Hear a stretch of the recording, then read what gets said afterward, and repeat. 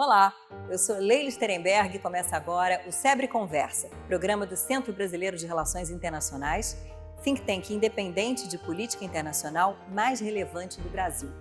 O SEBRE Conversa, Horizonte do G20, é uma série de entrevistas em parceria com a Prefeitura do Rio de Janeiro sobre temas ligados ao grupo que reúne as principais economias do mundo.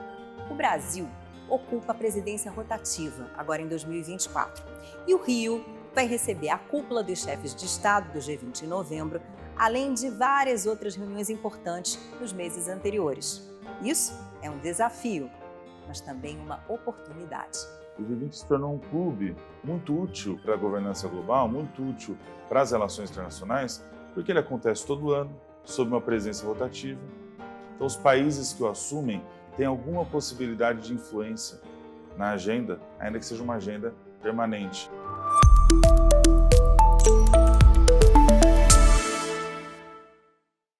Eu tenho o prazer de conversar com o Lucas Vosgrau Padilha, que é o coordenador especial de Relações Internacionais e Cooperação da Prefeitura do Rio e presidente do Comitê Rio G20. Ele é o maestro da preparação dos grandes eventos que a cidade vai receber em função da presidência rotativa do grupo. Lucas, é um prazer estar com você aqui. Muito obrigada por me receber aqui no Palácio da Cidade, que pertence à Prefeitura e que vai ser um palco importante de acontecimentos, reuniões nos próximos meses. Leila, bem-vindo ao Palácio da Cidade. Acho que o trabalho que vem sendo feito por você, pelo SEBRE, de comunicação do que é o G20, é importante para que todos entendam o que vai acontecer na cidade do Rio de Janeiro. Isso, de certa forma, já começou. Esse mesmo palácio recebeu alguns seminários, algumas reuniões de coordenação de grupos de engajamento, por exemplo, que a gente vai falar um pouco hoje, reuniões que explicam, a partir dos think tanks, a partir das instituições de pesquisa, os assuntos do G20. Quais são as prioridades brasileiras, qual é o legado da presidência indiana, que agora se encerra em dezembro, com o início da presidência brasileira, e também a importância desse evento, que é um evento continuado de um ano de presidência brasileira para a cidade do Rio de Janeiro. Antes da gente entrar na logística, né, e no calendário, do que vai acontecer na cidade do Rio de Janeiro, vamos falar do que é G20, né? Como é que ele começa no fim do século passado, tendo um foco ali financeiro por conta daquela crise da Ásia, quem é um pouquinho mais velho se lembra do que aconteceu, e depois isso veio mudando, né, a ponto de o grupo ter uma robustez que não tinha no começo. E em evolução, o G20 ele nasce para resolver algumas questões a nível de ministros de Fazenda. Você tem no final do século XX algumas questões com a globalização, algumas questões financeiras, crises que contaminam umas às outras e criam crises sistêmicas, que precisavam de um fórum de encontro anual, mais de um encontro, uma série de encontros, de coordenação entre bancos centrais, entre ministros da Fazenda, entre órgãos técnicos. Em 2008, esse perfil ele muda, muito por liderança de países como o Brasil, que se viam excluídos de alguma forma dos fóruns multilaterais econômicos, como, por exemplo, o G6 e o G7. Então, o G20 ele passa, a partir de 2008, a representar uma fatia maior do PIB mundial, uma fatia maior do mercado de trabalho, uma fatia maior dos desafios. E quando você transforma ele num grupo um pouco mais amplo, um pouco mais multilateral nesse aspecto, que valoriza as diversidades políticas dos estados que passaram no século XXI a compor o futuro da economia, a ascensão da China, o próprio desenvolvimento do Brasil no início dos anos 2000, a Índia, que subiu de patamares de desenvolvimento rapidamente, você passa a ter um grupo muito heterogêneo que gosta de se reunir. O G20 se tornou um clube muito útil para a governança global, muito útil para as relações internacionais, porque ele acontece todo ano, sob uma presença rotativa. Então, os países que o assumem têm alguma possibilidade de influência na agenda, ainda que seja uma agenda permanente. Bastante técnica, ainda muito ligada às finanças internacionais, à economia, ao multilateralismo, mas os países passam ali a integrar mais agendas, considerando a oportunidade única no calendário mundial das relações internacionais, que é a realização de uma cúpula com chefes de Estado e de governo das 20 maiores economias do Brasil. 19 países, mais a União Europeia, e, bom, talvez para homenagear o Rio de Janeiro, G21 ano que vem, com a presença da União Africana, que inclui dentro do bloco, desse grupo, mais que um bloco, desse clube, um grupo gigante de países. 55, né? 55 países, com uma dinâmica de desenvolvimento bastante desigual entre si e em relação ao mundo, né? Era impossível falar de governança global sem a África. Então o G20 ele se moderniza. Ele, por ser informal, por ter regras baseadas no consenso, uma negociação permanente, ele envolve os técnicos principais dos governos nacionais e também atores importantes da sociedade civil, aí incluindo negócios, movimentos sociais. Ele consegue incluir de forma única esse tipo de desafio, que é o desafio, por exemplo, do desenvolvimento africano, que traz à tona a questão da justiça climática, traz à tona a questão do combate à fome, que são as prioridades da presidência brasileira. Então, é um momento muito especial do bloco, desse grupo do G20, que começa nos anos 90 como uma reunião de ministros da Fazenda, de presidentes do Banco Central, com essa preocupação fiscal, monetária, né, digamos assim, técnica, financeira, e passa a ser um fórum político muito relevante. No mundo atual, nada mais importante do que o encontro entre quem pode decidir. Você falou da União Africana e a gente está falando aí de um continente que tem uma população jovem, que é um mercado cada vez mais relevante, mas também tem a questão da instabilidade de vários desses países ao longo de 2023. A gente assistiu a golpes de Estado, então vários fatores de instabilidade. Isso é um problema? A União Africana tem se tornado um organismo, um diálogo, tem se tornado um interlocutor para diálogo muito importante, porque ela tem uma certa estabilidade. A União Africana se provou em várias circunstâncias como essas crises que você mencionou. Então, a inclusão da União Africana, de certa forma, ainda que não traga os países individualmente, a exemplo do que acontece com a União Europeia, ela é capaz de criar uma representação, digamos, regional, que é importante e que pode sim colaborar para a estabilização desses regimes políticos, né? Afinal, o desenvolvimento econômico exige uma modernização do Estado, uma institucionalidade que deve ser não importada para a África, mas desenvolvida em contato com não só o norte global, mas com o sul global. Então, a Índia, o Brasil, a China, a Rússia, são países que já viveram suas instabilidades, ou ainda vivem de certa forma, e que podem, na interlocução dentro do G20 com a União Africana, criar, de certa forma, uma modernização a partir do sul global. Essa é uma esperança muito positiva.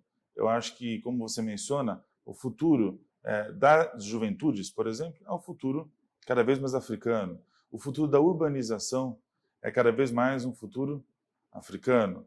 E o Brasil tem, por meio do seu maior desafio histórico, que é o processo de escravização, o escravismo brasileiro, um desafio próprio de inclusão antirracista, de combate às desigualdades, mas que passa pela União Africana, de certa forma. Essa internacionalização de um problema, de uma ferida doméstica brasileira, eu acho que pode ser benéfica também para o Brasil e para países diaspóricos, como é o caso também dos Estados Unidos, né? Da própria França, que tem esse passado pós-colonial bastante intenso, né? De relações internacionais com o Norte da África, por exemplo. Então, eu acho que trazer para o G20 a União Africana, vamos ver como vai ser ano que vem, é uma experiência única de inclusão de um continente que passa a ter voz própria.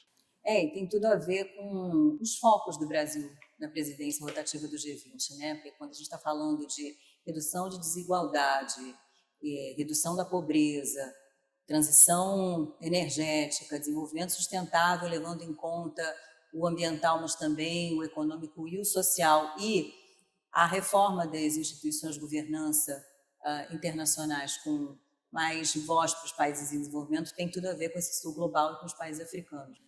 A Nigéria tem uma discussão energética interessantíssima.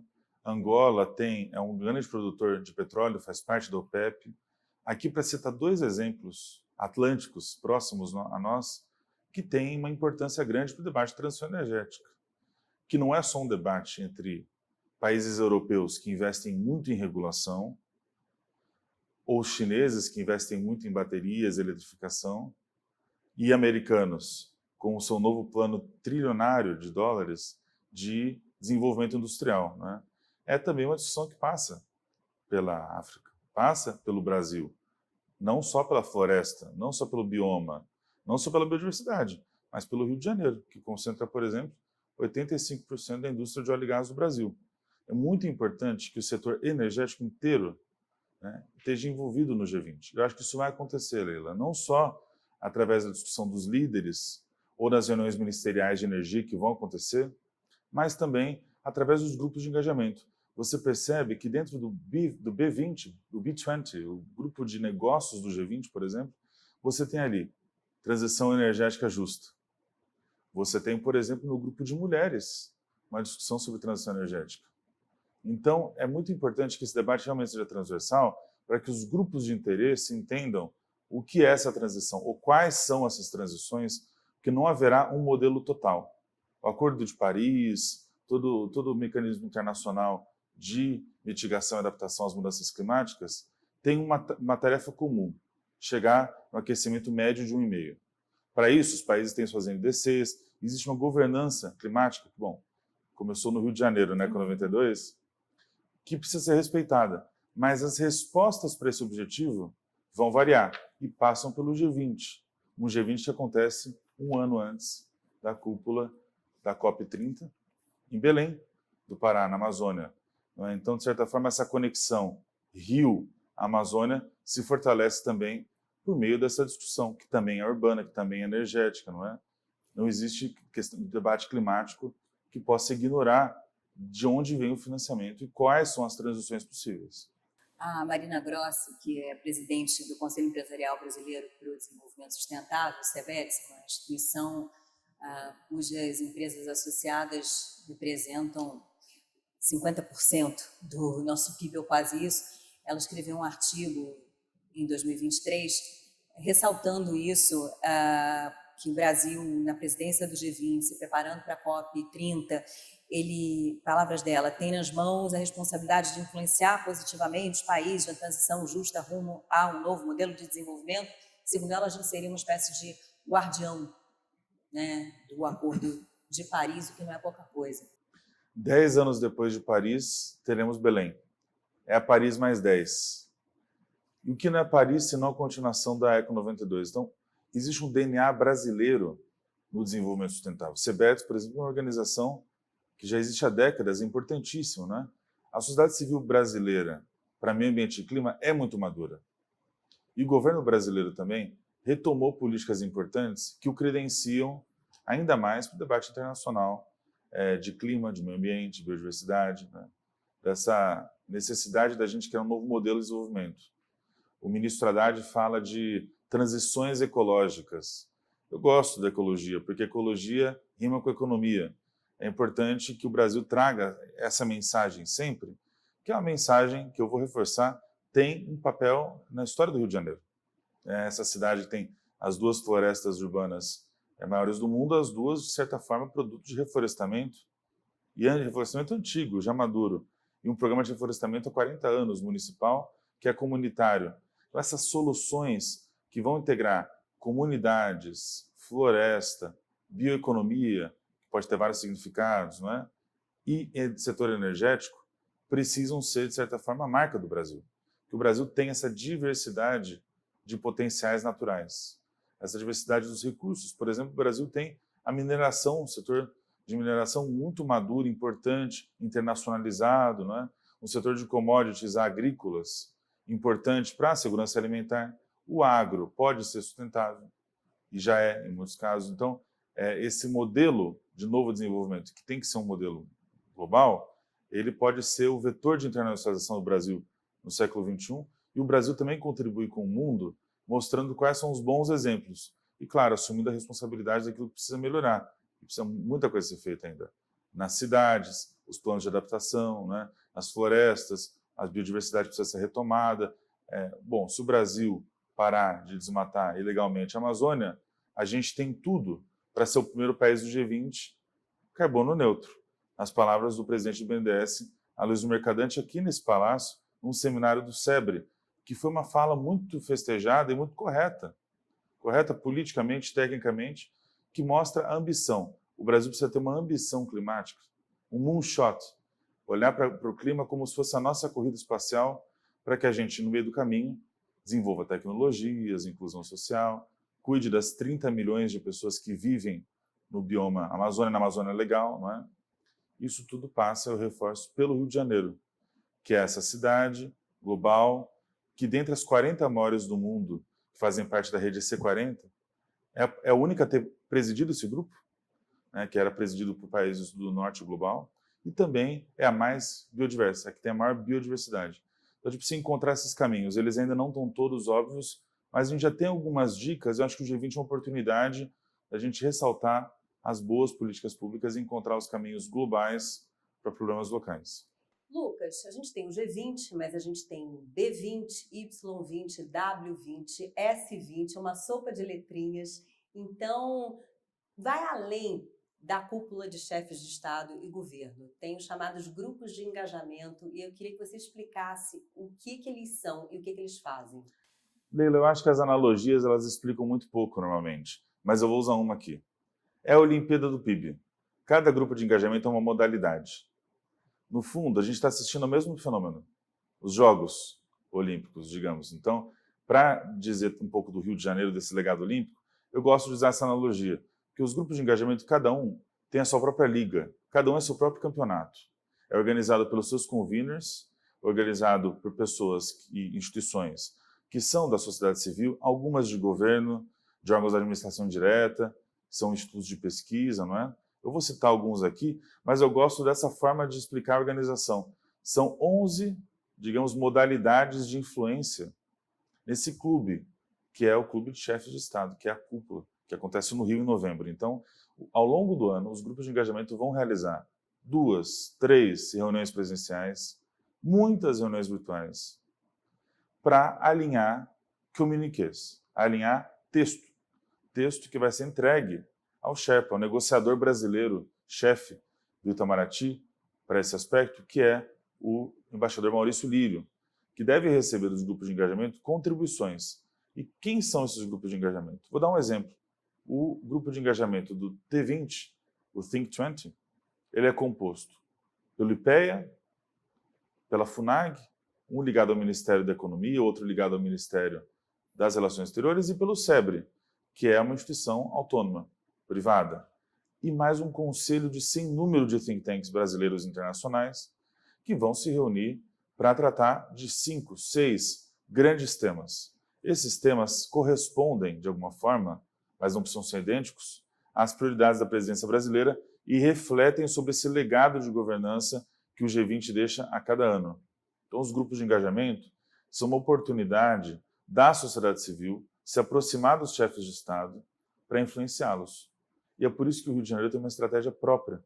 Desenvolveu, sob a liderança do prefeito Eduardo Paes, essa visão de que seria importante que os grupos de engajamento estivessem pelo Rio, passassem pelo Rio e tornassem o Rio a capital do G20, não só pela presença da cúpula e de uma agenda extensa de eventos organizados pelas trilhas de finanças e de Sherpas, por aquelas trilhas oficiais ligadas ao governo federal do G20, mas também por esses grupos que são oficiais, os grupos de engajamento fazem parte do G20, são oficiais, mas têm uma certa autonomia organizacional, que os torna interessante. Eles socializam o conhecimento do G20.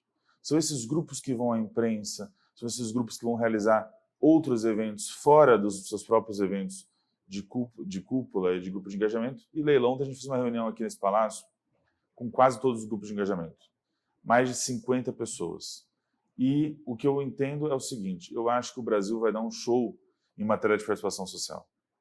É o interesse da presidência brasileira, então o ministro, por exemplo, o ministro da Secretaria-Geral da Presidência da República está muito interessado que os grupos de engajamento tenham um desenvolvimento social importante, que os movimentos sociais brasileiros participem, mas também que do mundo inteiro, que haja uma internacionalização da sociedade civil. E também eu sinto que entre os grupos já existem sinergias. Então, vai ser muito interessante acompanhar não só o que dizem os chefes de Estado, não só o que dizem os técnicos, os ministros de governo, mas também o que diz esse povo todo. São esses grupos de engajamento que são 11. Vai ser muita gente ao longo do ano vindo ao Brasil, vindo ao Rio de Janeiro, para construir o G20. E é interessante, porque à frente de SEBRE, FUNAG e IPEA há mulheres, O W20, que é o grupo das mulheres, obviamente tem mulheres também à frente, mas me parece que no de negócios, que é o B20, no das startups, S20, tem um monte de mulher nessa história, né? O que mostra que a questão de gênero é uma questão importante para o G20. E que o Brasil tem mulheres dispostas, formadas, competitivas para representarem o Brasil. Não existe mais aquela desculpa de que a gente tem que esperar uma geração. Essas mulheres já estão aí e já lideram. Então é muito bom, por exemplo, na Prefeitura do Rio, a gente tem a secretária de Ciência e Tecnologia, Tatiana Roque, que está muito próxima da Associação Brasileira de Ciências, que é liderada também por uma professora, uma mulher doutora. A secretária Joyce Trindade, de Política e Promoção das Mulheres no Rio, também ligada ao W20. Então, é uma liderança que na própria Prefeitura do Rio é descentralizada e tem uma participação importante de mulheres, não é? E que se reflete nos grupos de engajamento, que eu acho muito interessante. Você tem também em nível de governo, não é? A secretária de Assuntos Econômicos Internacionais do Ministério da Fazenda, a Tatiana Rosito, que é a líder, de certa forma técnica, dos grupos da trilha de finanças. Então, eu acho que essa outra marca brasileira. Eu acho que a gente vai perceber daqui para frente o que vai ser esse G20 brasileiro. Eu acho que ele vai ser feminino, eu acho que ele vai ser carioca, e eu acho que ele vai ser muito fortemente influenciado pelos grupos de engajamento. Você falou aqui acolá dos Sherpas, né? Das muitas curiosidades do G20, esse papel dos Sherpas. Então, conta a historinha de onde vem esse nome. Bom, me parece que é um nome das pessoas que ajudam aquelas pessoas que fazem as escaladas do Himalaia, a cordilheira do Himalaia, a subir. São aquelas pessoas locais que entendem do caminho, elas sabem exatamente como chegar ao topo, à cúpula, ao cume, não é, de um processo. Então, os Sherpas são pessoas destacadas, especialmente para a função de negociação do G20. São aquelas pessoas que representam os países, os grupos de engajamento na organização. Começou como uma figura de governo e hoje a gente já vê que os grupos de engajamento têm os seus Sherpas. Então, é um termo que pegou. Bom, é outra coisa que eu acho que vai ficar aí no vocabulário brasileiro por mais um ano, os Sherpas, né? Essa figura que a gente não está acostumado a ouvir falar, a gente está acostumado a ouvir falar em embaixador, cônsul, chanceler, representante, negociador-chefe, secretário-geral, são tantos cargos, né, na diplomacia, nas relações internacionais, mas o Sherpa passa a ser uma figura muito importante no ano brasileiro do G20. No momento de conflitos, em que a gente vê, por exemplo, a dificuldade de aprovar resoluções no Conselho de Segurança, é ingenuidade a gente apostar no multilateralismo ou é exatamente aí que a gente mais precisa de multilateralismo e cooperação? Olha, eu tenho a opinião que tem a tradição e o presente da diplomacia brasileira. É a posição de Itamaraty, a posição brasileira tradicional e orgulhosa e ainda muito moderna de que o multilateralismo ele inclui quem tem menos força. As relações internacionais são marcadas, a teoria das relações internacionais, ela sempre fala do estado de anarquia. Não existe um governo mundial. Mas alguma governança mundial é importante, porque você precisa ter regras. Por exemplo, o direito humanitário, tão importante para que você tenha, bom, é impossível falar de guerra justa, mas que você tenha algum tipo de proteção civil. É importante o direito humanitário, assim como é importante o direito de autodefesa dos Estados, assim como é importante o direito de não ser invadido, de não ter guerras mais territoriais no mundo, né?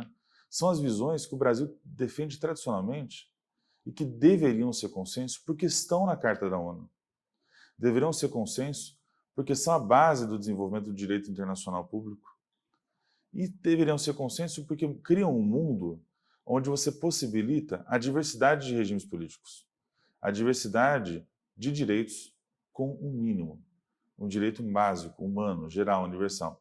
E o Brasil, o Itamaraty, que sempre representou tão bem o Brasil, em momentos de dificuldade, em outros momentos de mais ascensão internacional do Brasil a partir da diplomacia de presidentes, mas o Itamaraty sempre teve essa defesa, olha, do multilateralismo, mas também um alerta já bastante presente há algum tempo da necessidade da reforma do multilateralismo, da inclusão um pouco maior. O G20, ele pode ser uma resposta. ele pode significar uma esperança. Por quê? Ele inclui mais, ele é mais informal, ele está nas mãos dos governos, ele não está sob algum tipo de secretariado internacional, que é muito importante para que exista perenidade de organismos como, por exemplo, o Sistema ONU, né? Mas o G20, por não ter esse secretariado permanente, ele envolve politicamente os países. E esse envolvimento político, você cria condições para a paz. Você cria politicamente as condições? Não necessariamente. Mas quando você convida todo mundo para o mesmo clube e conviver, você está colaborando para a paz. Não só no Oriente Médio, mas na Europa, na África, na América Latina. A paz aqui tem um significado diferente. Importante também, não é? É um continente muito deflagrado também. Então, quem somos nós para dizer a solução para Estados soberanos? Ninguém. Mas o Brasil tem essa tradição. Então, o multilateralismo merece, sim, novas apostas. E ano que vem acontece também a Cúpula do Futuro, que o secretário Guterres convocou para discutir o futuro da ONU. Em 2025, durante Belém, durante a COP30, a gente chega na metade da Agenda 2030 do Desenvolvimento Sustentável. Então, são marcos do multilateralismo que vão passar pelo Brasil. É um super ciclo, Leila. A gente está vendo um super ciclo. É a presidência do Mercosul, presidência do Conselho de Segurança, presidência do G20, presidência dos BRICS, presidência da COP. Eu acho que esse ciclo vai mostrar que vale a pena insistir numa agenda internacional. É importante, para o Brasil é muito importante, mas para o mundo também. E o Brasil sempre foi muito bem nisso, com Oswaldo Aranha na criação da ONU, né? Com o ministro Celso Amorim em momentos importantes, recentes do Brasil, né? Com ministros dos anos 90 que tiveram um papel muito importante na internacionalização do país, na modernização administrativa. Então, você tem, inclusive no período militar, da ditadura militar, chanceleres que foram muito autônomos, que mantiveram certa tradição da política externa brasileira. Então, a diplomacia brasileira é um ativo nacional, assim como é o nosso meio ambiente, assim como é a nossa diversidade cultural, que deve ser valorizada, insistida por todos os brasileiros. A gente deveria ter mais orgulho, talvez, das nossas relações internacionais como elemento importante da identidade brasileira. A ausência do presidente chinês, Xi Jinping, na cúpula do G20 em setembro de 2023 foi vista como algo que enfraqueceu o encontro de alguma forma. E a gente sabe que Índia e China têm uma série de disputas, inclusive de fronteira. Agora, a relação do Brasil com a China é outra, né? Somos parceiros comerciais incontornáveis. Será que Xi Jinping vem ao Rio de Janeiro? Leila, eu adoraria ver a foto. Eu acho que eu, como carioca e como uma pessoa que está envolvida no G20, de forma muito pontual, logística, local, sobre toda a liderança do prefeito, do governo federal, vou te falar a minha opinião pessoal. Sim, eu acho que é positivo. São 50 anos de relações entre Brasil e China sendo celebrados ano que vem. É um fato histórico, 50 anos de relação diplomática muito produtivo. Muito antes de 2013 ou 2009, quando a balança comercial passou a ter esse tamanho gigantesco, quando a China passou a ser o maior parceiro comercial do Brasil, né? A gente já tinha nos anos 90 cooperação para satélites. A gente tem uma relação com a China realmente de 50 anos que colaborou para a abertura chinesa para o mundo, né? E colaborou muito para o desenvolvimento do Brasil, não só do Brasil costeiro, do interior do Brasil. A China ajudou a promover, com esse ciclo de commodities, com aumento de preços, enfim, com o consumo, a integração do mercado brasileiro ao mercado internacional do agro brasileiro. Então, veja, a China tem uma dinâmica de desenvolvimento no Brasil muito interessante, e o Brasil também para a China é importante para a segurança alimentar, é importante para a questão ambiental e climática, que a China precisa de soluções também, e está desenvolvendo, e muitas delas em parceria com o Brasil, enfim. Eu acho que seria muito positivo que todos os chefes de Estado e de governo do G20 viessem para o Rio, porque essa é a foto que a gente quer, que é muito mais que uma foto. Às vezes as pessoas me perguntam, Leila, mas para que serve o G20? O que fica? Quer dizer, qual que é a efetividade, a implementação das decisões? Existe um ceticismo. Eu acho que a foto em si já é uma vitória. O mundo do jeito que está, se o Brasil conseguir promover algum tipo de encontro, já vai ser uma vitória diplomática brasileira muito grande. E eu acho que a gente vai além disso. Acho que o Brasil vai conseguir negociar bons combinados, bons acordos em matéria ambiental, em matéria de gênero, em matéria de combate à fome.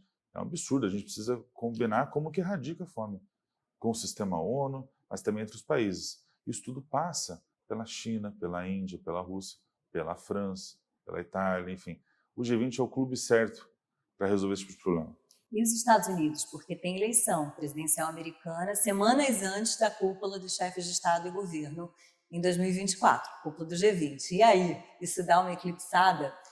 Eu acho que vai ter uma ponte aérea Washington-Rio, porque se você pensar que talvez a primeira aparição do presidente Biden, ou de outro presidente que foi eleito, ou de outro candidato que foi eleito, depois das eleições americanas, vai ser no Rio, ou não, mas o clima pós-eleitoral vai estar instalado. Eu acho que isso, bom, aqui falando do interesse do Rio de Janeiro, é ótimo. É uma situação de tensão internacional, mas de curiosidade, para onde o mundo vai? A eleição americana é uma eleição que é acompanhada pelo mundo todo, né? A gente vê estudantes de relações internacionais, militares, todo mundo decorando o nome de distrito eleitoral americano. É um esporte que acontece no mundo de tempos em tempos, porque esse fenômeno eleitoral americano, ele mobiliza por meses a atenção internacional.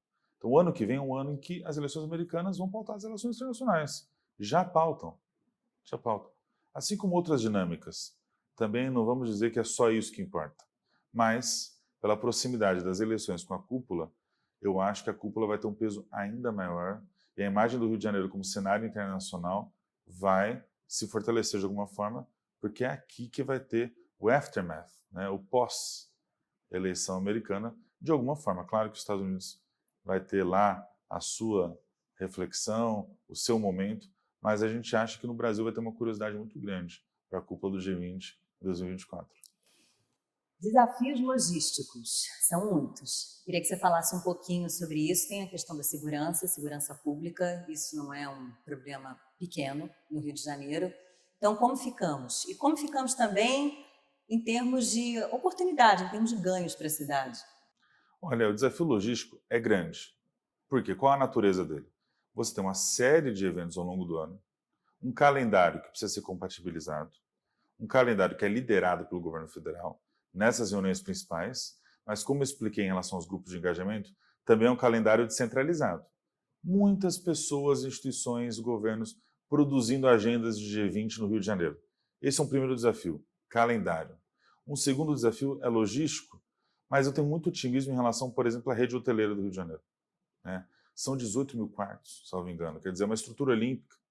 É um volume que o Rio de Janeiro tem de capacidade de receber pessoas de todo mundo, que poucas cidades do Brasil e talvez do mundo tenham. Então, nesse aspecto, eu acho que a gente está bem. É uma situação de estabilidade. O legado olímpico, de certa forma, beneficia a cidade hoje para receber o G20. O G20 que não precisa produzir nada novo de infraestrutura, mas alguma reforma, alguma requalificação urbana vai ser feita nas regiões que devem receber o maior número de eventos, que é importante, né? Tem essa questão. A questão do trânsito, por exemplo, é uma questão que o Centro de Operações do Rio de Janeiro vai estar muito atento, já está bastante preparado para grandes eventos. Leila, o Rio de Janeiro recebe, eu acho que 400, 500 eventos ao longo do ano que causam algum impacto na cidade. Então, esse tipo de desafio, a equipe da prefeitura está pronta para enfrentar. Não sou eu, é a equipe da prefeitura. É a Guarda Civil, é a Guarda Municipal, é a CT, a Sete Rio, é também o Centro de Operações, que tem ali mais de 200 órgãos, 40 órgãos integrados, 200 processos. Então, no apertar de um botão, a gente consegue ver a cidade operacionalizar. Hoje são 2.000 câmeras no Centro de Operações, integradas ao Centro de Operações. À época da cúpula, a gente espera ter quase 10.000. Então, o Rio vai ganhar uma inteligência, por meio da PPP de iluminação pública, que também é de Smart Cities, para olhar a cidade, saber operar a cidade melhor ainda do que já é operada hoje. A gente sabe, a chuva é um desafio, o trânsito é um desafio, segurança pública é um desafio. Mas eu tenho um dado aqui que eu acho importante a gente deixar claro.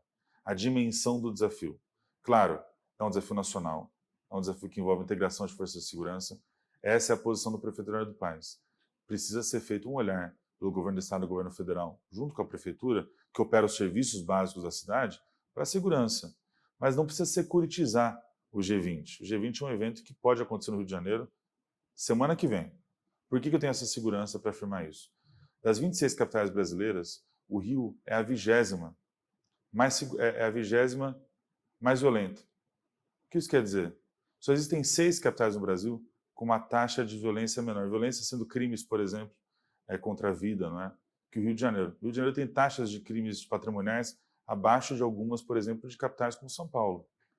Então, é claro que o fenômeno do Rio de Janeiro, de desafio territorial, desafio dessas forças que se criam à margem do Estado, competem, é um fenômeno cada vez mais internacionalizado, inclusive, que envolve fronteiras, é um desafio de Polícia Federal, um desafio de integração de polícias estaduais com as forças locais, com certeza.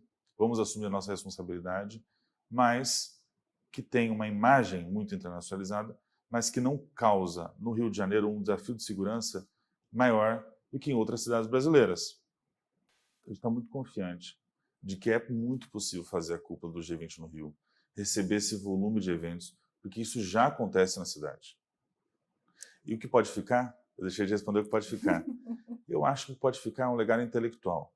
O Rio de Janeiro tem uma vocação de ser a capital do conhecimento no Brasil. A gente tem a ABL, IHGB, o SEBRE, o IBGE, a FGV. O Rio de Janeiro é uma cidade que pensa. Tem universidades, tem a Academia Brasileira de Ciências, não é? Tem a PUC-Rio, que é muito boa, tem a UFRJ. Agora, tem tantas universidades aqui federais, institutos de pesquisa. Eu acho que o G20, por ter esse aspecto intelectual muito forte, quer dizer, de fortalecimento dos diagnósticos dos países, desenvolvimento tecnológico, econômico, científico, ele pode gerar bônus bilaterais enormes para a cidade. Esse volume de pessoas que vêm para cá vão conversar com alguém. Esse alguém é alguém carioca. Acho que o mundo vai conversar com o Rio de Janeiro ano que vem, o que deixa um legado que a gente não vai conseguir nunca mensurar. Não vai conseguir mensurar. O que pode acontecer com o T20, por exemplo? Se a gente traz para o Rio de Janeiro 40 think tanks do mundo, a Chatham House, a Academia de Ciências Sociais Chinesa, os think tanks russos, sul-africanos, o que isso significa, por exemplo, para o IPEA, para a FUNAG e para o SEBRE? São relações que vão modernizar essas instituições brasileiras por anos. Isso vai acontecer na ciência, vai acontecer nos movimentos sociais. Eu acho que esse legado é um legado que vale a pena o Rio de Janeiro investir. É um legado intelectual. O legado físico vai ser um legado de turismo, um legado econômico, de consumo na cidade. O Rio volta a fazer parte de um cenário de grandes eventos mundiais. E aí eu me pergunto, qual cidade no mundo já sediou uma Olimpíada, uma final de Copa do Mundo, uma Jornada Mundial da Juventude, que é um evento de massas, internacional, mais de 100 países, e um G20. Então, eu acho que o Rio de Janeiro, ele conseguiu, desde os anos 90, ele tem esse plano de se tornar um centro brasileiro para grandes eventos. Mas o G20 é um grande evento de outra natureza. Ele vai deixar um legado muito importante para todo mundo que se envolver com ele. Então, fica aqui o convite, eu acho, para que todos que nos ouvem aqui entendam qual papel podem assumir no G20. Existe um papel, seja nos grupos de engajamento, seja no voluntariado, organizando side events.